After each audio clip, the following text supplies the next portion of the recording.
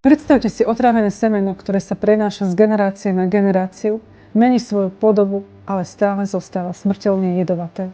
Takýto je príbeh, ktorý sa začal v temných časoch nacistického Nemecka a dnes kvitne to v srdci moderného Ruska. Pozrime sa na chronológiu. V roku 1973 Wilhelm Haag, dedič ideológie, ktorá kedysi označovala celé skupiny ľudí za nežiadujúce elementy, pomohol svojmu ideologickému spojencovi Johannesovi Agardovi založiť Dialog Centrum.